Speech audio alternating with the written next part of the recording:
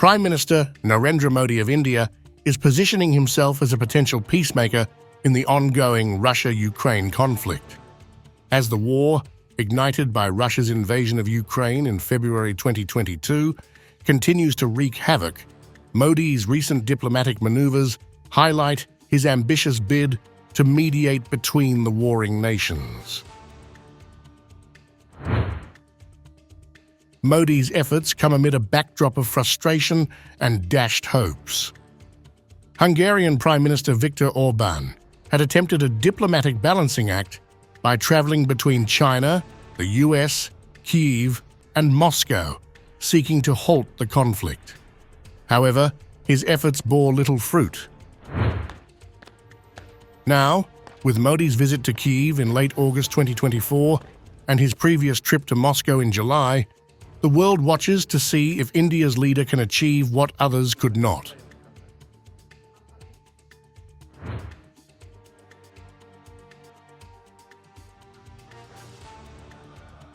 Modi's recent diplomatic journey underscores a deliberate strategy to engage with both sides of the conflict. In Kyiv, Modi's visit marked a historic first for an Indian Prime Minister.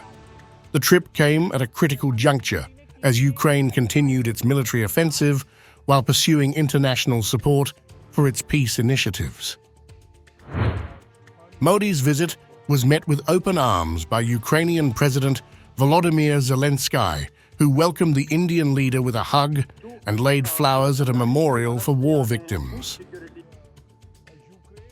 During their meeting, Modi reiterated India's commitment to resolving the conflict through dialogue and diplomacy. Some time ago, when I met President Putin in Samarkand, looking him in the eye in front of the media, I told him that this is not the time for war. Recently, I went to Russia for a meeting. There also, I have said this in clear words, that any problem is never solved on the battlefield. The way to a solution lies only through dialogue, through diplomacy, and we should move in that direction without wasting any time. Both sides will have to sit together and find ways out of this crisis. I want to assure you that India is ready to play its active role in every effort for peace. If I personally can contribute in this, I would definitely like to do so. As a friend, I want to assure you. In Moscow, Modi's visit was marked by a complex mixture of diplomacy and controversy. Meeting with Russian President Vladimir Putin, Modi had emphasized the need to end the war, a message overshadowed by the timing of his visit, coinciding with a devastating missile strike on a Ukrainian children's hospital. This visit elicited criticism from Kyiv and Washington as it was perceived as a tacit endorsement of Russia's actions.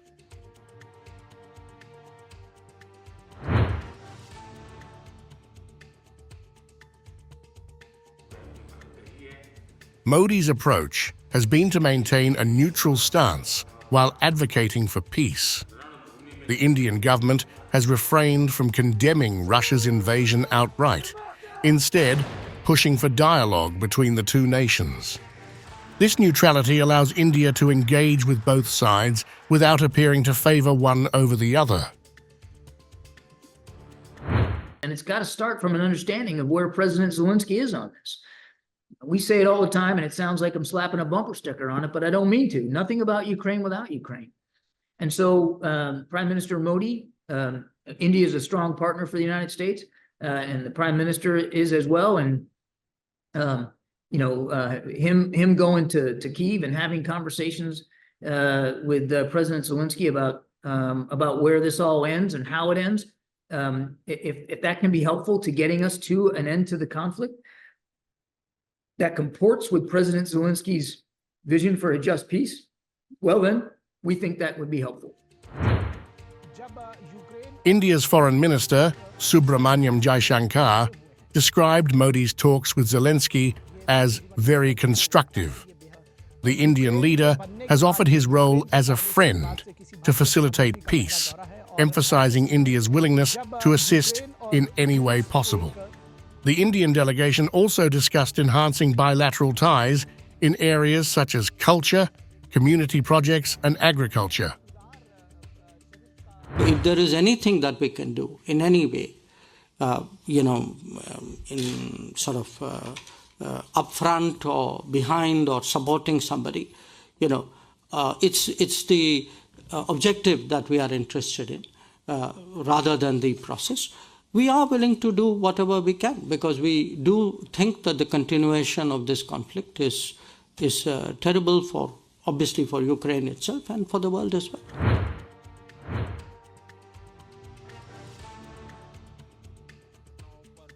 The international community has reacted with cautious optimism to Modi's initiatives.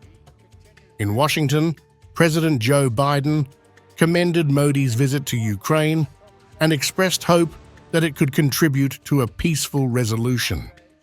The White House highlighted the need for a solution that aligns with international law and the UN Charter. Conversely, critics argue that Modi's approach could be seen as a balancing act aimed at maintaining India's strategic interests. India's substantial trade relationship with Russia, including discounted oil imports, complicates its stance. Furthermore, Modi's previous embrace of Putin and the timing of his Moscow visit have fueled skepticism about India's neutrality, according to critics. India is a big oil consumer. It's a big oil importer because we don't have oil. Now, it's not like there's a political strategy to buy oil. There is an oil strategy to buy oil. There's a market strategy to buy oil. So the figures of where we get our oil imports go up and down. It depends on the state of the market.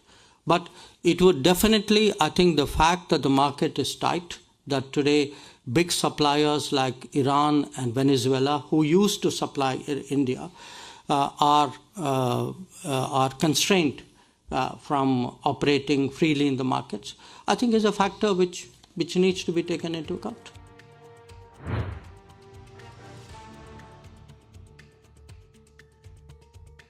As the conflict persists, Modi's role as a mediator will continue to be scrutinized. The Indian Prime Minister's balancing act reflects a broader strategy to assert India's influence in global affairs. The success of Modi's efforts will depend on his ability to bridge the divide and foster genuine dialogue between Moscow and Kyiv.